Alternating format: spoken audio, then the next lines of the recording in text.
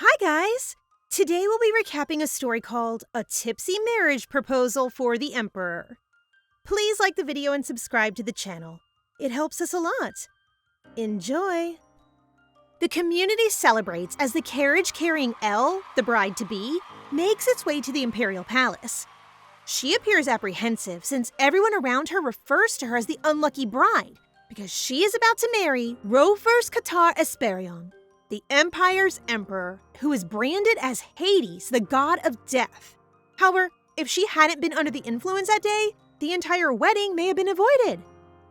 To tell you what happened, at the pub one night, a drunken Elle, disguised in her pink-blue wig, vents about how stupid her 30-year-old ex-fiance is. She cannot believe that he does not know that the sun rises in the east, and when she points this out to him, he instantly calls off their engagement. She's ranting to a man in a hood she doesn't know and begins to wonder if the man is a good or bad person. But her doubts quickly vanish when he starts offering her food and believes he's a kind person. Then she goes on to tell him more about her life and how she desperately wants to just return to the academy, despite the fact that she already holds a doctorate. Our girl is smart.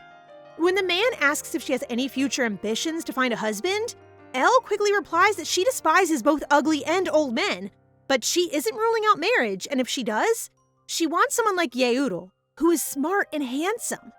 She's so drunk that she begins wobbling, yet she can't help but stare at her drinking buddy whom, despite hiding his face with a hood, she finds strikingly attractive. She likes the sound of his voice and the glow of his amber eyes, but she finds herself drifting off to sleep before she can continue her investigation of him. Concerned for Elle, the man gets up and tries to wake her up, and our tipsy girl has the bright thought that this lovely man would make a wonderful husband. Now that she thinks about it, he's charming, kind, and a wonderful listener. So she starts holding his hand, her eyes sparkling as she inquires whether he's in a serious relationship. And as soon as the man confirms he isn't, Elle suddenly proposes marriage to him. He's taken aback, and his expression changes to a worried one, so Elle, with her heightened confidence, becomes upset since it appears as though he doesn't want to marry her. He is concerned that she will not like him once she finds out his status, and by status, she assumes he's a commoner. So when he doesn't respond, she quickly cheers him up by assuring him that it doesn't matter that he's a commoner because she already has a title. She is an only child who desperately wants to settle down, have a family, and produce a beautiful heir. Thankfully, she is free from her ex-fiancé, who looks like a carp, or else she'll have carp-like children, since, let's face it, children take after their parents. He might not have status, but she is confident that his superb looks will eventually win over her parents. She waits for him to accept her proposal, but he doesn't, so she continues drinking and eventually staggers home completely wasted.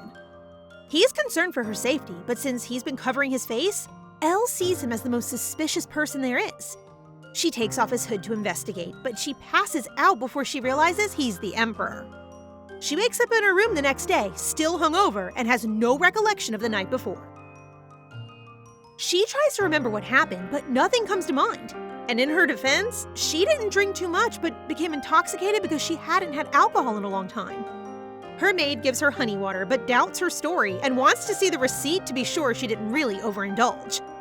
Elle is surprised to find out that the pub didn't give her the bill, and it was a pub employee who transported her through the back door, with her wig still intact, thank goodness. She's now in her carriage, and her thoughts are still on the night before. Though she thanks the pub for taking her home, what concerns her the most is the thought that she may have caused some sort of mistake for which they are still calculating compensation, which is why she has yet to receive a receipt. Elle then goes to the party her friend Lorraine is throwing, and the two begin talking about Elle's broken engagement to Count Faceta. After that, she notices Lorraine looking tense, which causes her to assume that the Count must be spreading bad rumors about her. Elle is unaware that the Count has a complex about his lack of intelligence, so Lorraine informs her that while the Count's family is involved in trade, his younger cousin is now the head of their family business after the Count failed his foreign language test 3 times. And from what Lorraine has overheard, the Count has given his okay to get engaged with her so that he may benefit from her intelligence, seeing that Elle is the youngest student to ever enroll at the academy. Because of this, Elle is more confused as to why he decided to call off their engagement after she simply corrected him on the location of the sunrise. It looks like her carp-looking ex-fiancé wants a woman who is smart, but is also obedient to him, which is making her more furious.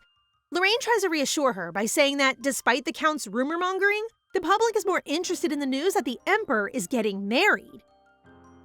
She's now back home earlier than her maid expected, since she's so tired of hearing the nobles keep on talking behind her back about the Count dumping her.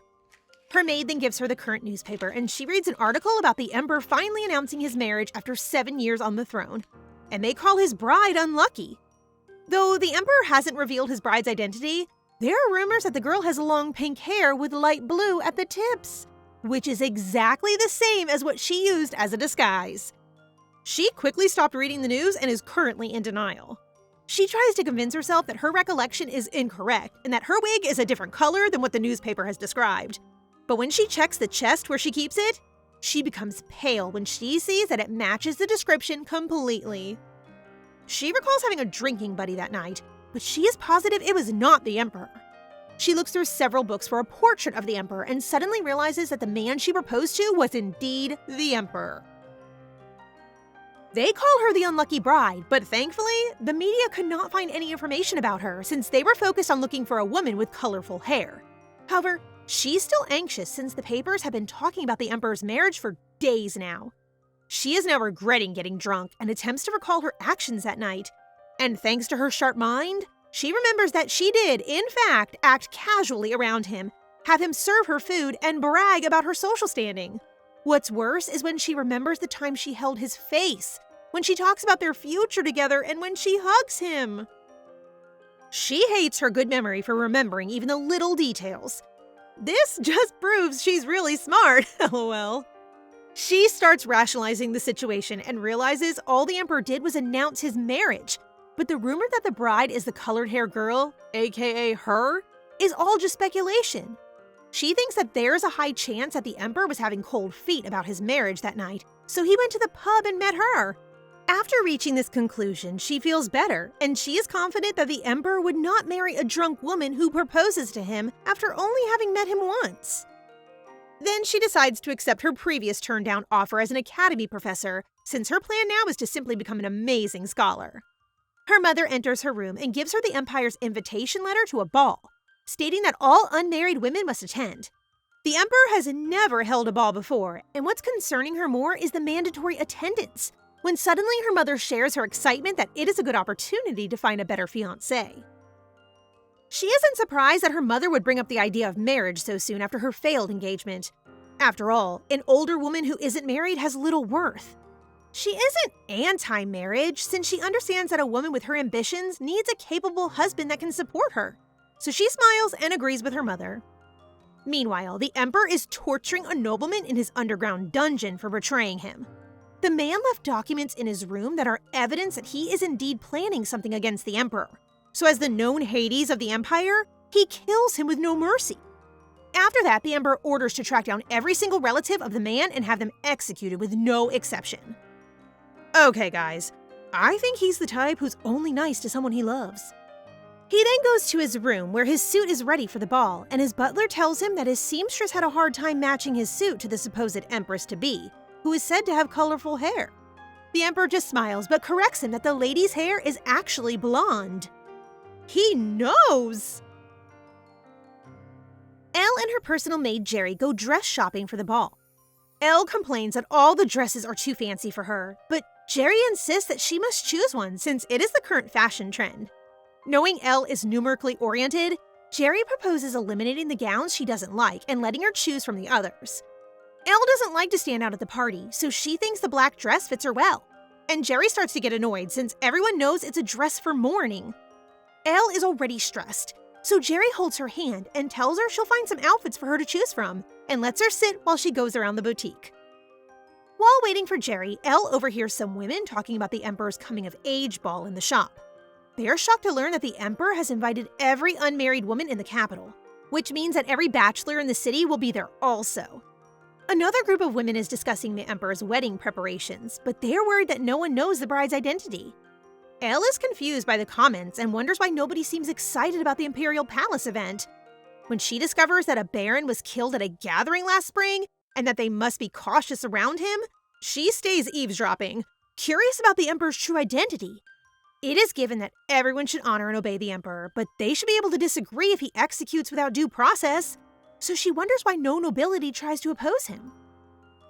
Elle is hiding behind the wall when Jerry comes up to inform her that she has spoken with a designer who can make her custom dress and wants to know her preference.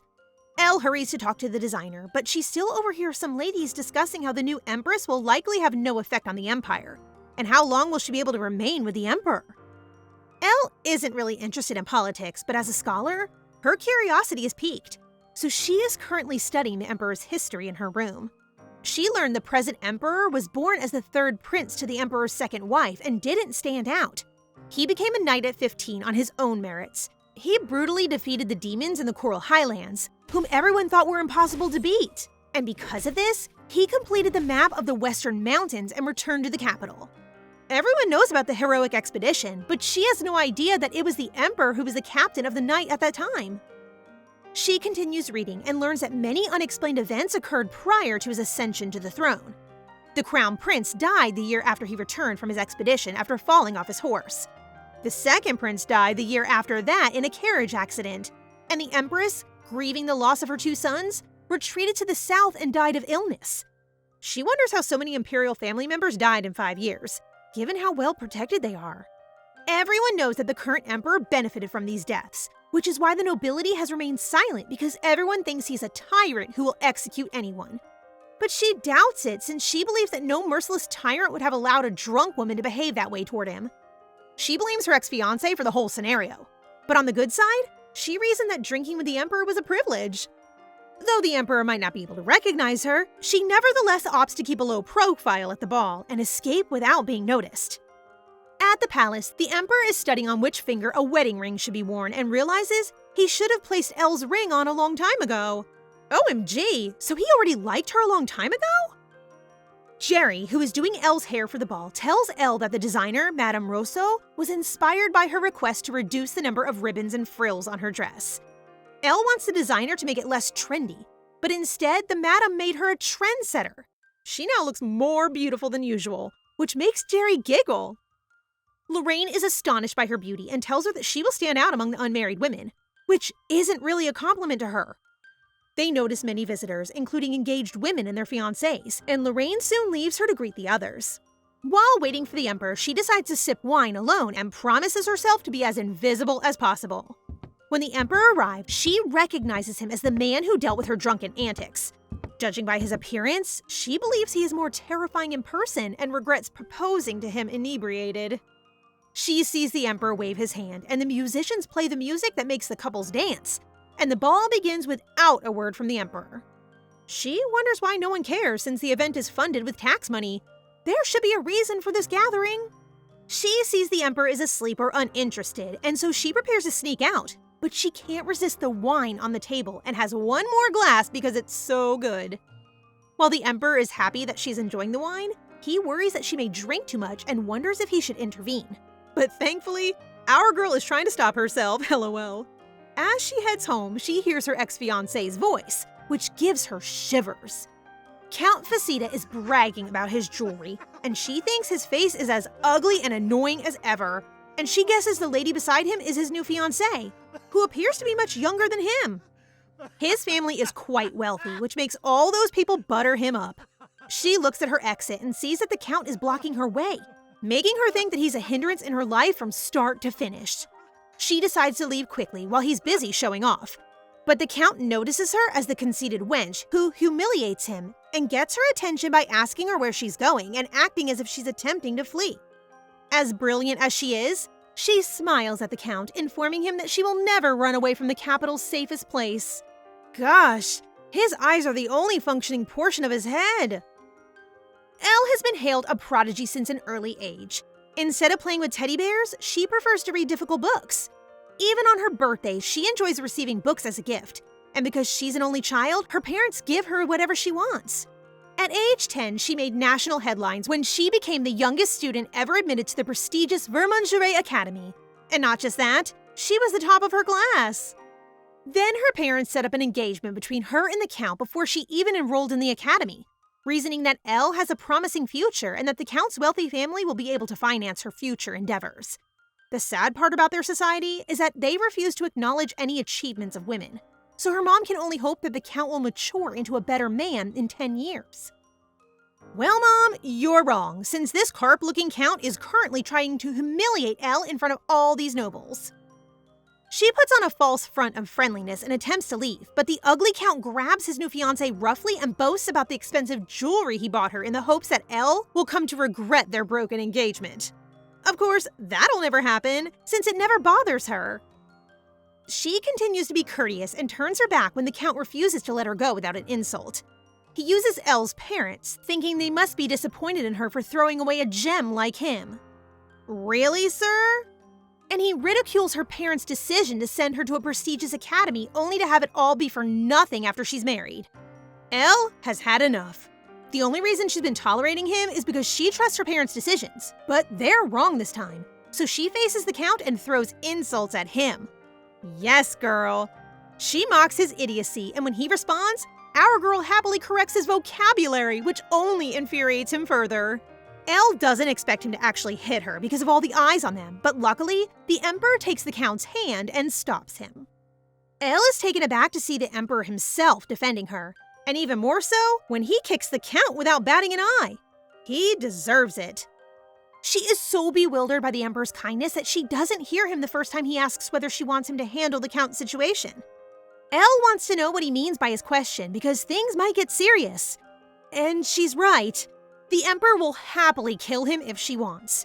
She instantly refuses, and the Emperor, thankfully, listens to her and allows the Count to leave.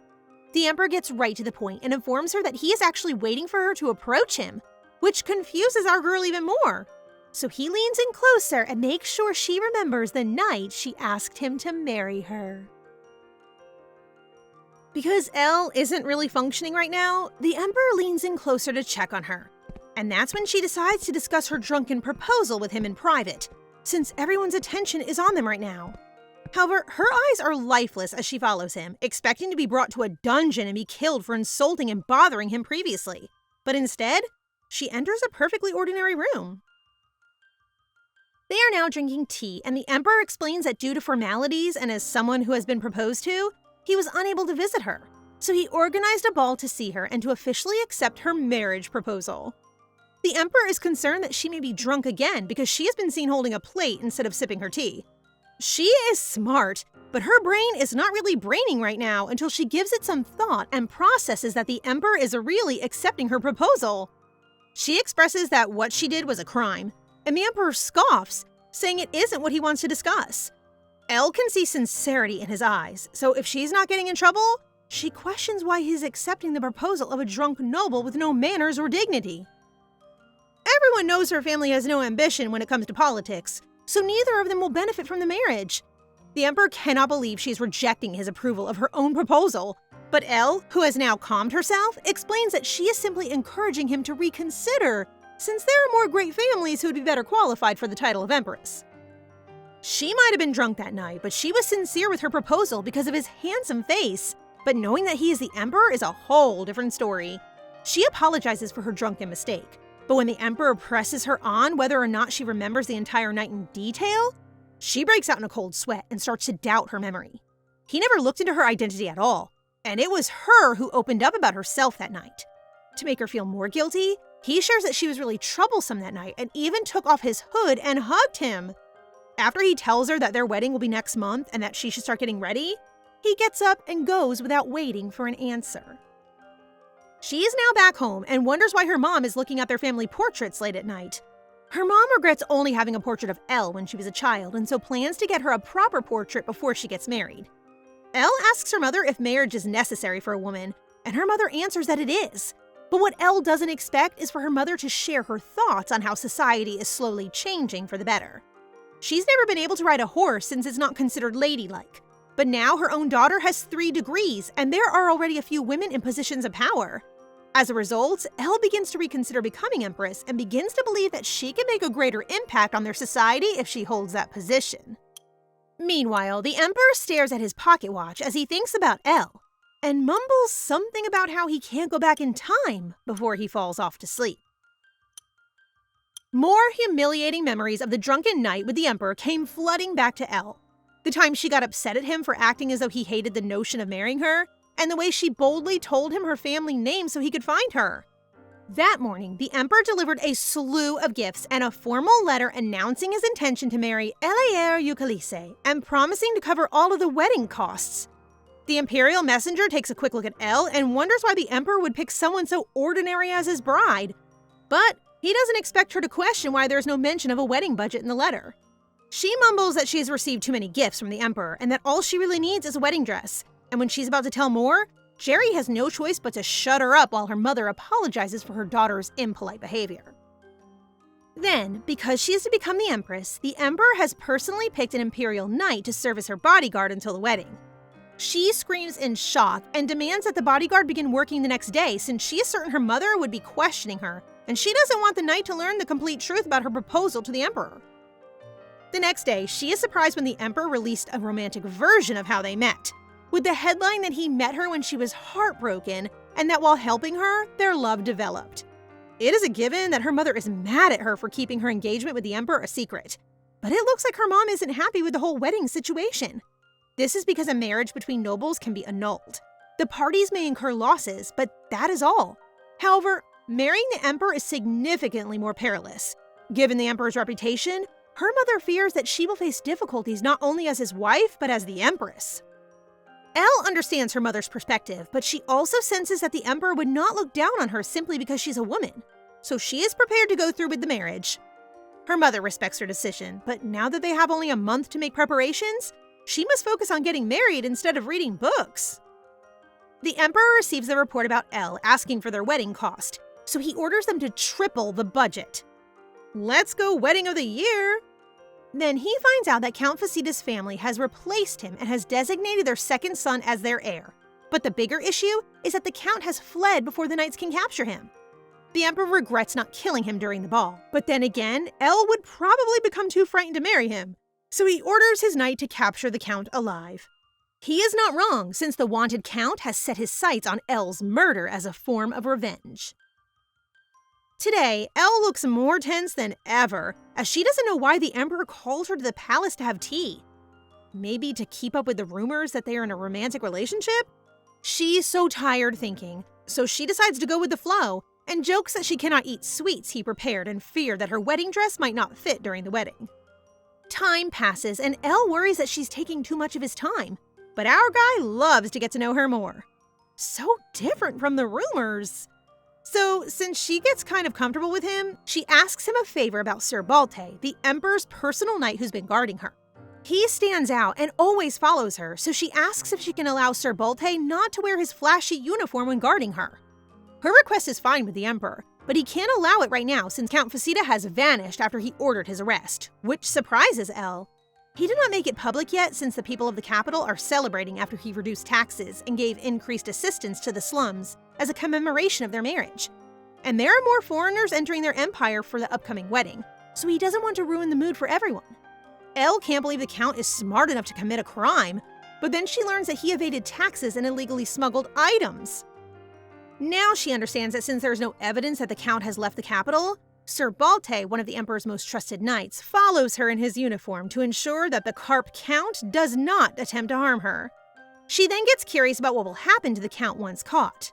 Well, probably by the law, but since he's been hiding, the Emperor is honest enough to tell her that it really depends on his mood. After talking with the Emperor, Sir Balte escorts her home. And while walking to the carriage, Elle asks his opinion on the Emperor. She initially doesn't believe him when he says the Emperor is a good person, but after he begins to gush about the Emperor's great strength, she realizes he must really like the man. She also learns that Sir Balte was one of the knights under the Emperor's command during the West Expedition. He displays so much respect for the Emperor, and now that she thinks about it, their expedition would be a failure if the Emperor was as selfish as the rumors suggest. Perhaps he is trying to rid of his tyrannical reputation by marrying her, and she's taken note that he hasn't been very rude to her so far, making her wonder who the Emperor really is. Meanwhile, Count Facita is negotiating with a hired kidnapper to abduct Elle. The man initially refuses because of the current state of security in the Empire, but after the Count offers him more money, he eventually gives in. The Count smirks and orders him to ensure that Elle's carriage stops at his chosen site, and that it doesn't matter if the lady has a bodyguard, because he can take him down with his special weapon. The next morning, Sir Balte tells Elle that since she has to go out to check her dress, it's probably best if they return home for dinner. He explains that even though the security has been stepped up in the Empire, no one can predict what might happen, and so he asks about her schedule for the entire day, which makes her feel uncomfortable. Elle appreciates his help, but he takes the whole business of protecting her very seriously. However, Sir Balte is still unfazed and really wants to know her schedule so he can protect her properly. Elle thinks it's better for her to get used to being around him, and she's sure that Sir Balte is also trying to endure his task of protecting a woman who isn't even an empress yet. She's all over the news now, and especially now that Count Faceta hasn't been caught, she needs to bear with the heightened security around her.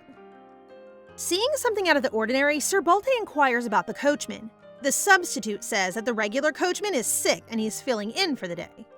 Sir Balte instructs him that they aren't riding in an imperial carriage for the security of the lady, and he warns the new coachman that if word gets out, he will be punished. The panicked coachman realizes that Count Faceta has been telling lies, and that the woman he plans to kidnap is not just any woman, but the future empress.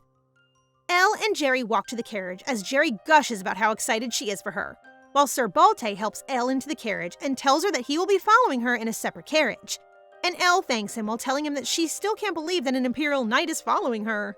The coachman overhears their conversation and believes his task will be more difficult now that an imperial knight is with them. However, he cannot back out now since he already took the money, so he intends to quickly take care of the maid and run away, caring little for what happens next.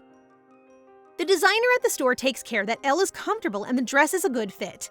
The designer tells her that she toned down the decorations at her request, but since it's a wedding dress, Jerry thinks it's good to make it look more luxurious. Elle agrees that the dress does indeed look like a wedding dress, and the reality of her upcoming marriage to the nation's emperor is beginning to set in. Seeing how happy Jerry is makes her sad, since she knows she won't be able to see her once she moves to the palace. After everything is settled, Elle wants to head home quickly, but she spots Count Faceta at the corner and yells, prompting Sir Balte to run to check the area. Finding no one, he orders that they should head back to the estate, assuring her that it would be difficult for someone to hide there without training. So perhaps she mistakenly saw someone. The knight still thinks it is better to be cautious, and they start heading back. While in the carriage, Elle still wonders if who she saw isn't the Count. She worries that someone else is after her. During this time, Count Faceta is making plans to launch an attack, and he can't wait to get his revenge on Elle. Jerry is ecstatic for Elle as they ride in the carriage, remarking that she will look stunning in her wedding dress next to the Emperor.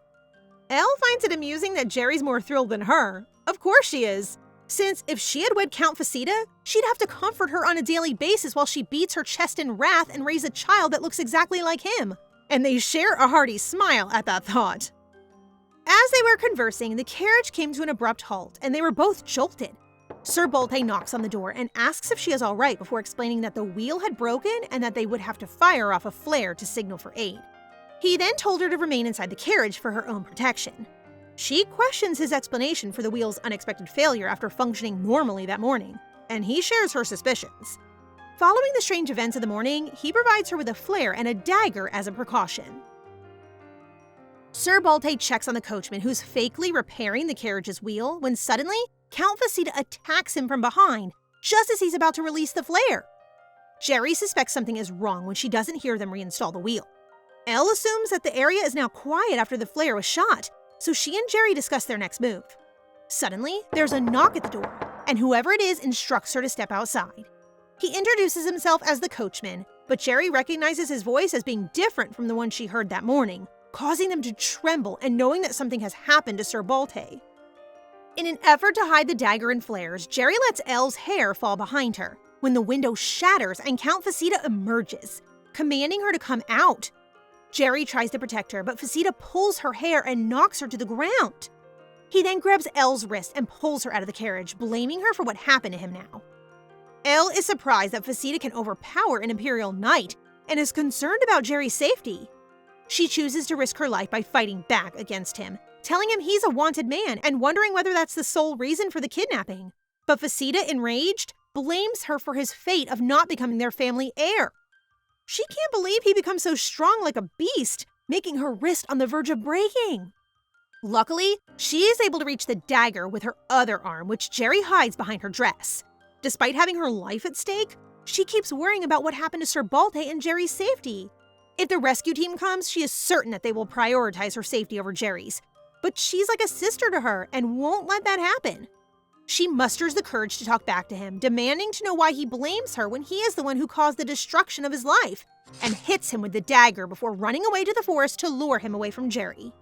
The Count's magical ring shines as he becomes enraged, and the markings on his face emerge, suggesting that he is really serious about killing Elle. Her heels have been causing her to run with foot pain for a while now, since the Count just won't stop chasing her. She is already exhausted and wishes she had spent more time exercising instead of studying. She can't believe the Count is able to keep up with her, as if the Count were under the influence of something. You're not wrong, Elle. She just doesn't notice, but the Count has a power increase, and his face has some strange markings from the ring he's wearing. They hit a dead end, and she has nowhere to run, but our girl isn't giving up. She faces the Count and successfully lights the flare. Hopefully someone will come soon and save her. She is trapped, but she still tries to intimidate him by saying that he will be arrested regardless of whether or not he murders her. Unfortunately, the Count isn't thinking clearly and chokes her. He is prepared to die, but before that happens, he wants to cause her as much suffering as possible, so he punches her, causing our poor girl to fall to the ground. She's so brave that she still keeps making fun of his idiocy, and the wicked Count keeps slapping and stomping her for it. She lies there helplessly, receiving all the strong kicks from the Count, but even so, she still finds it strange how physically strong the Count now is. Even on the brink of death, Elle is such a wonderful person, as her mind still worries about Sir Balte's condition and Jerry, whom she hopes has been rescued by the knights. She then remembers her wedding with the Emperor and finds comfort in knowing that at least she will die engaged to the most powerful man, instead of the carp-looking evil Count. I'm so amazed that she isn't even crying. As the Count takes pleasure in stomping on her, the Emperor appears and gives him a well-deserved whack. Elle thinks she's already dead, since she can no longer feel anything painful anymore. But when she hears the Count's frantic yelling, she opens her eyes and realizes she's still alive. She discovers the Count all beaten up on the ground and still being stomped on by an unknown man. The man is getting really brutal with each hit, so she stands up and requests that the man stop before he kills the Count, and instead let the law deal with him. When the man faces her, she is surprised that the person who rescued her is none other than the Emperor. He hurries over to check on her wounds, and Elle is taken aback by the Emperor's worried expression. She then notices that his hands are trembling, but before she can say anything, they get interrupted by the knights reporting that they have captured the coachman and found Sir Balte unconscious. The Emperor orders the knights to take the Count, remove the suspicious ring he's wearing, and have it investigated. Elle interrupts the knights to inquire about the status of her maid Jerry, and is relieved to learn that she is fine, while the Emperor is still trembling behind her. They've made it out of the woods, and Elle screams out Jerry's name, concerned for her condition, checking to see if she's hurt and worrying for her injured arm. Jerry also starts crying when she sees Elle's swollen face, which she assumes was caused by Count Faceta, and she blames herself for it. Then Elle tells her not to worry and that everything will be well. It's heartwarming to watch how they put each other's well-being ahead of their own injuries. They are now entering the carriage when Elle suddenly thinks of Sir Balte and wonders about his condition. He's fine, and the knight reassures her that they located him nearby and brought him to the palace for treatment. She keeps worrying about others, so the Emperor finally speaks up and urges her to focus on her own wounds first. Inside the carriage, Jerry tells Elle that the Emperor will be sending the palace doctor to treat her, which is a relief since the palace doctor is more qualified than a regular doctor. Elle cuts Jerry to ask how she feels, and her maid assures her that her injuries are minor and will heal soon. However, this is a big deal for Elle, so she promises to ensure that she will receive similar treatment from the palace doctor, emphasizing that both of them are hurt. Elle reminds her that their status does not mean her life is more valuable, making Jerry teary again. Sir Balte, with bandages on his head, is standing before the Emperor, eager to accept punishment after he was unable to protect Lady Elliere. It is true that the Emperor is ashamed that his personal knight got knocked out easily, but it turns out that the Count was carrying a peculiar ring, an artifact that can enhance physical strength, enough to make the wearer stronger than a knight. These artifacts were created in ancient times, but magic has since vanished from the world, making these objects dangerous, which is why he had all of them collected and managed after he became Emperor. There are still some left out there, but they are not something you can just find anywhere, and if it is proven that the ring was stolen in the palace, he'll break the limbs of those in charge of managing it. But since it's a recently discovered artifact that is not on their record, the Emperor will have to investigate through Faceta, wondering how the stupid carp with no connections could possess such an item. Faceta is all tied up when the Emperor, with his eerie voice, informs him that he's just lucky Elle did not die, or else his punishment will not stop with his death, but with his entire family. He plans to torture him by cutting his fingers, but then Elle suddenly comes to mind, telling him he should not kill the carp guy. He's succumbed to Elle's charms. He tells Sir Balte that he will ignore his mistake this time and tells him to get his wounds treated and get back to work. In addition, the Emperor has ordered that the bribed and original coachman be given the maximum sentence for their roles in the plot to assassinate the future Empress. As for Count Faceta, the future Empress has requested that he be dealt with in accordance with the law, and the Emperor has agreed to comply with her wishes and orders to give him a lawful punishment and toss him in prison. The Emperor, however, is not particularly kind, and he still intends to have him killed with the expectation that the prisoners will carry out the task. In his room, the Emperor is thankful that Elle is safe, but blames himself since he was too slow to reach her in time and prevent Elle from suffering serious injuries. He is overcome with guilt, and a sense that nothing has changed is making him want to give up. At that moment, he imagines a younger version of Elle and realizes he could not live without her. Is he talking about his past or his past life? Let's find out. The attempted murder and kidnapping of Count Faceta are all over the news, but they keep her identity confidential, and the article only revealed that the Count kidnapped an unarmed aristocratic lady. She has now another Imperial Knight assigned to protect her, Jonathan Jaffe, who has the complete opposite personality of Sir Balte. He tells her to stop worrying and focus on her upcoming wedding to the Emperor, while Sir Balte furiously tells him that the Emperor instructed him to guard the future Empress. He can't believe Jonathan is now disregarding his duties by sitting and drinking tea. Elle quickly stops Sir Balte from scolding Jonathan by telling him that she is the one who offers Sir Jonathan the tea, but that doesn't stop the two knights from arguing. She then orders the two to stop arguing since it is making her more anxious. She shares that someone is possibly influencing the Count from the shadows. At first, she believed the Count had simply kidnapped her, but after learning that he was in possession of a relic that was under the purview of the Empire, she realized that someone in authority must have used him to harm her after he was kicked out by his family. Sir Jonathan asks if she has anyone in mind, and since she doesn't, she starts to speculate about who it could be. However, she refrains from asking for their input because she is confident that they will never betray the Emperor's trust or provide her with any information that is forbidden by him, which Jonathan finds interesting. She then decides to go to the library, and while they are walking, Sir Jonathan asks for her thoughts on the Emperor, and she ponders for a while before telling him that she knows he can hold his liquor, but the truth is, she doesn't know him well enough to say anything else. Before she enters the room, she asks them the same question he asked her earlier, and she wonders if the Emperor is someone who is capable of loving another person. As she closes the door behind her, she reflects on her thoughts for the Emperor and blushes, since in her opinion, he's a weirdo who accepted a drunk woman's proposal, but truly, she has no idea what's going on in his head. Elle thinks that after the wedding, she will live in the palace. She is confident that the Emperor will not neglect her, but she does not expect him to go out of his way to help her. She begins her research on all the main noble families involved in politics and the potential threat to her safety in the palace. She is unsure that her knowledge alone will keep her safe living alone in the palace without a single person on her side. She realizes that nothing about her future is certain, and she begins to worry about whether or not the Emperor will save her life if it is ever in danger again. She smacks the table, urging herself not to be crazy, and believes that she is only experiencing pre-wedding jitters.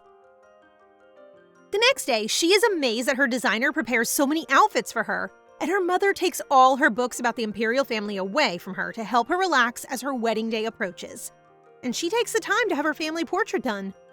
Time sped quickly, and the big day arrives, and Jerry, as usual, is overjoyed for her, telling her that she looks absolutely dazzling today. During the Age of Magic, the Esperion Empire's founding emperor, Esperion, slew all the malicious dragons and demons and unified the land.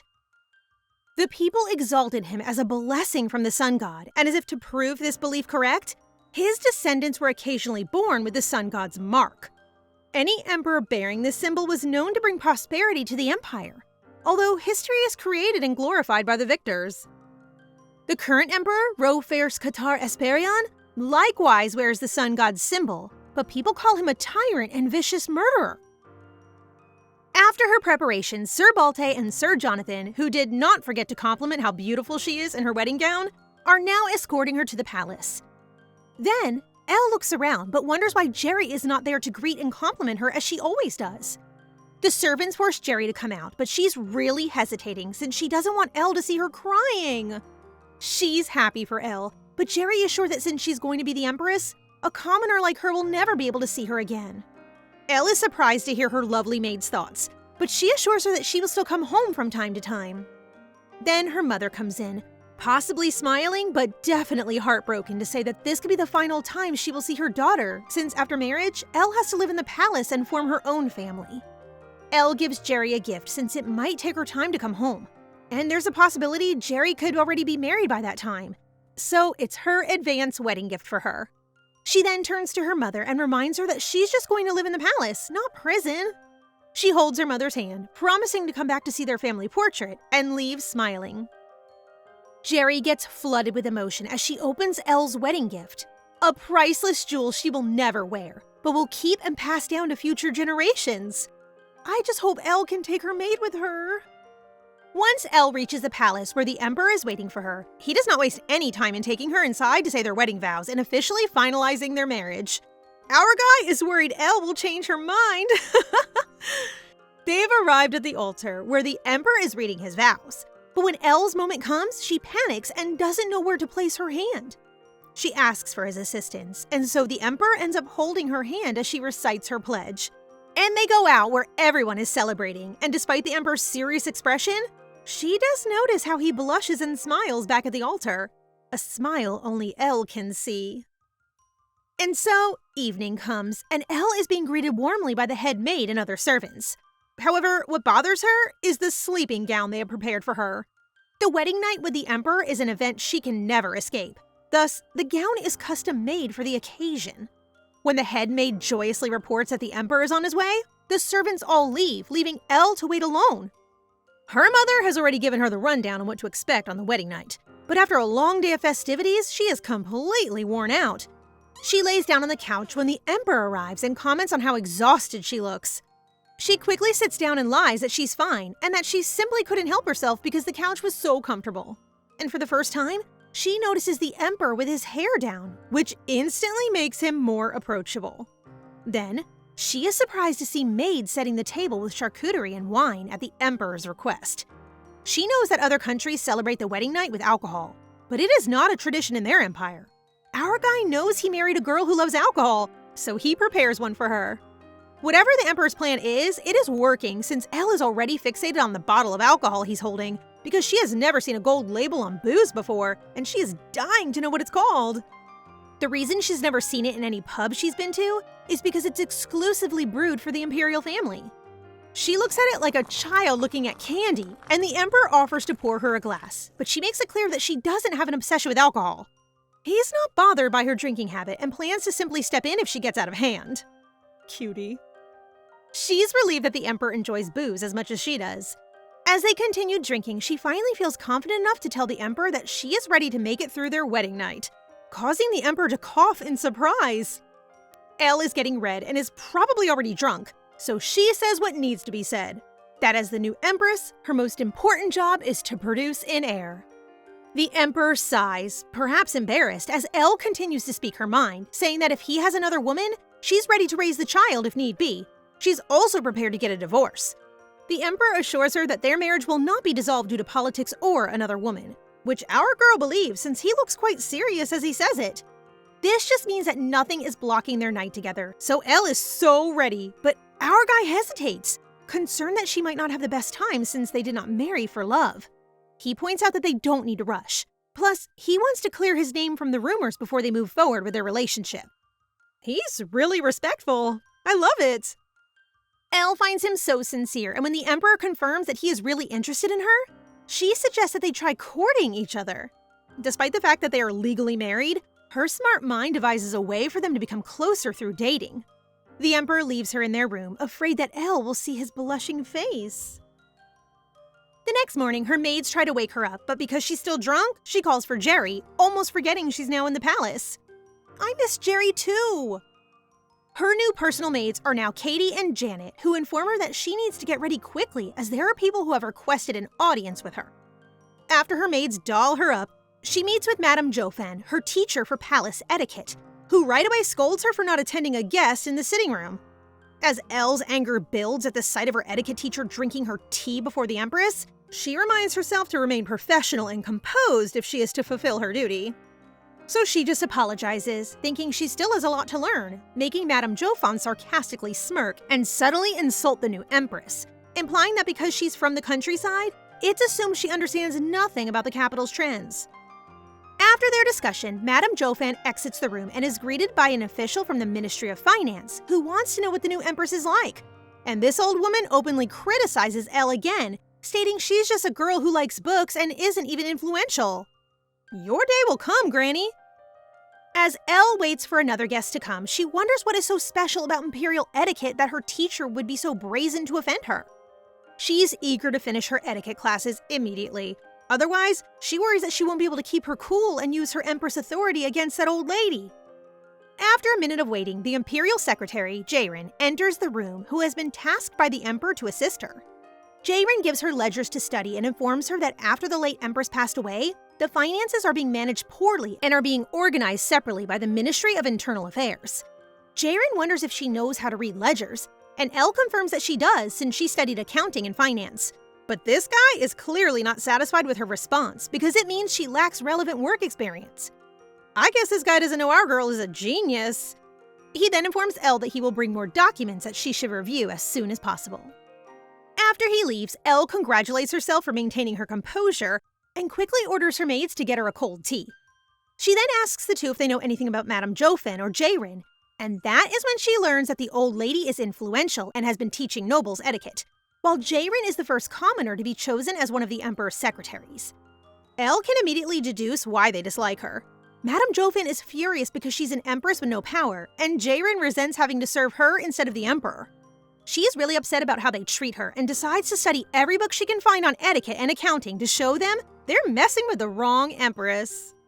Elle is in awe of the size of the Imperial Library, but what catches her interest is the fact that the Emperor has kicked the librarian out. She shrugs the thought away and starts searching for the book she needs while ordering her maids to bring her every romance novel they can find. Elle has 3 degrees and is not just intelligent, she also enjoys reading books to gather information to help her calculate multiple options for a problem until she finds a solution. However, there was a single subject that she simply could not grasp: relationships and love. She can simply memorize the etiquette rules while studying the various financial structures of the Imperial Palace since she's already an expert in money. But since she knows nothing about romance, learning about it is now her top priority so that she can begin courting the Emperor. While she's doing her research, the Emperor arrives without notice and starts reading her notes. She quickly orders Katie to leave before she hears anything else that can make her question their relationship. Now that they're alone, she wants to tell him about the findings of her study on romantic relationships. When the Emperor goes to sit down in front of her, our girl suddenly becomes very serious and suggests that he sit next to her instead, on the grounds that they are now lovers. Even though he doesn't think it's essential, he gives in to his wife's demands. He then reviews the data Elle got from the novel she's reading, and according to it, there is a 62% chance that an ex will emerge and a 47% chance that someone good will become bad in the end. But what catches the Emperor's interest is her research on the second male lead. She takes a very analytical approach to her problems. From what she has read, there are cases where the second lead will become the real protagonist, and the thought of it changes the mood of the Emperor. He rips her research paper, saying that the information is useless and they should just focus on reality. He assures her that he is committed to their relationship, promising her that no other woman will be the source of their problems. Then he smiles at her while saying that he will apologize as often as she likes if they ever have an argument. Only a softie to his girl. Elle can't stop blushing while looking at him, but then points out that her research isn't at all useless, since she learns that as a couple, they should start using endearment. But since they are still trying to get to know each other, both of them agree to call each other Elle and Ropherce. They then go out for a walk, and she loves that even though the Emperor doesn't talk much, he's really a good listener to her. The day ends with so much enjoyment that she forgot to ask the Emperor about the librarian. She intends to ask him the next time they meet, so for the time being, she is researching the documents Jaren handed her and discovering that they are extremely outdated. And that's it for today, guys. What did you think? As always, don't forget to like the video and comment for the next part so we know you want more. Remember to subscribe and turn on notifications for updates. See you in the next one!